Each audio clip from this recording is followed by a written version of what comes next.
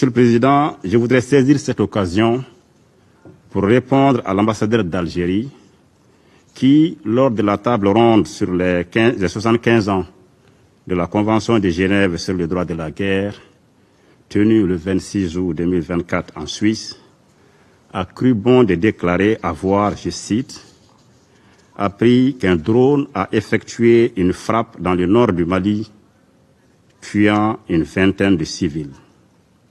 Et de poursuivre, je cite, ceux qui appuient sur la manette de ce drone n'ont de compte à rendre à personne sur ces frappes.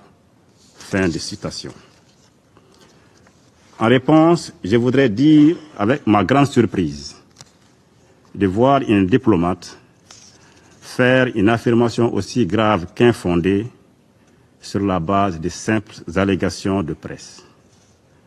En colportant à la légère ces informations de presse non vérifiées, il se fait le relais de la propagande terroriste dans notre région. Pour ma part, je rappelle à mon collègue algérien que les forces de défense et de sécurité du Mali sont des forces professionnelles qui mènent une lutte implacable contre les groupes terroristes dans le respect strict des droits de l'homme et du droit international humanitaire pour libérer notre territoire et pour protéger nos populations et les biens. De quoi s'agit-il en réalité? Le 25 août 2024, les forces de défense et de sécurité du Mali ont mené une reconnaissance offensive qui a repéré des véhicules de type pick-up chargés de matériel de guerre, soigneusement gardés dans une concession dans la localité de Tinzaouaten, au nord-est de Kidal.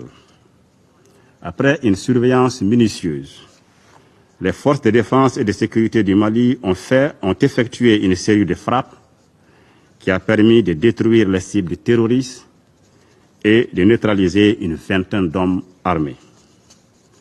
Comme vous pouvez le constater, Monsieur l'ambassadeur d'Algérie, cher ami Amar, il s'agit bien des terroristes que les forces du Mali ont neutralisés le 25 août et non des civils.